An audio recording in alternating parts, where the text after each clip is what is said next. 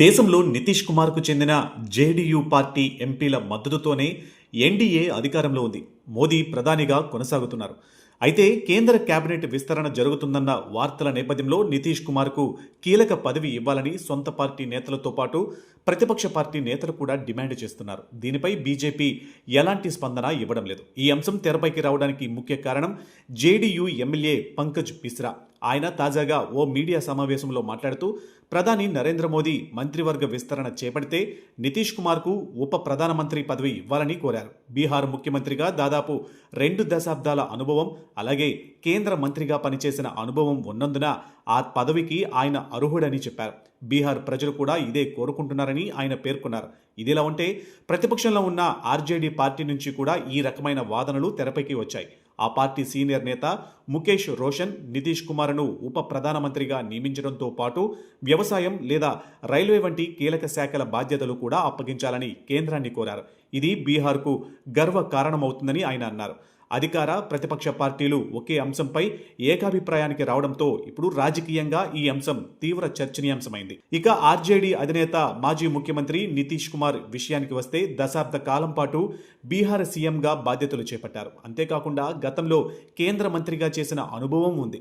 పైగా దేశంలోనే సీనియర్ నాయకుడిగా పేరుంది. గత ఏడాది జరిగిన బీహార్ అసెంబ్లీ ఎన్నికల్లో బీజేపీ ఘన విజయం సాధించింది. దీంతో కొంతకాలం పాటు నితీష్ కుమార్ను సీఎంగా కొనసాగించారు. ఈ ఏడాది ఏప్రిల్లో సీఎం నితీష్ కుమార్కు రాజ్యసభ సభ్యత్వం వరించింది. దీంతో ఆయన బీహార్ ముఖ్యమంత్రి పదవికి రాజీనామా చేయాల్సి వచ్చింది. ఇక నితీష్ రాజీనామా అనంతరం బీజేపీకి చెందిన సమ్రాట్ చౌదరి ముఖ్యమంత్రిగా బాధ్యతలు స్వీకరించారు. అయితే ప్రస్తుతం రాజ్యసభ సభ్యుడిగా కొనసాగుతున్న నితీష్ కుమార్ కేంద్ర మంత్రి పదవిపై ఆశపడ్డారా అన్న ఊహాగానాలు జోరందుకున్నాయి. సాధారణంగా పొగలేనిదే మంటరాదు అంటారు. ఆ పొగను తన పార్టీ ఎమ్మెల్యే ద్వారానే కాకుండా ప్రతిపక్ష పార్టీ అయిన ఆర్జేడీ నాయకుల ద్వారా విషయాన్ని బయటకు చెప్పిస్తున్నారా అన్న వాదనలు వినిపిస్తున్నాయి.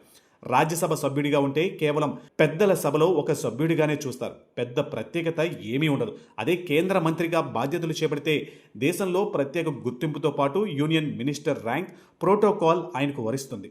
ఇక రాజ్యసభ సభ్యుడిగా ప్రస్తుతం కొనసాగుతున్న నేపథ్యంలో కేంద్ర మంత్రి పదవి ఇవ్వడం పెద్ద విషయమేమీ కాదు. అందుకే ఈ రకమైన ప్రచారానికి నితీష్ తెరలేపారా అన్న అనుమానాలు వస్తున్నాయి. ఇక నితీష్ కుమార్కు కేంద్ర మంత్రి పదవి ఇచ్చే అవకాశాలు ఉన్నాయి అనడానికి కొన్ని అంశాల తీవ్ర ప్రభావం చూపుతున్నాయి.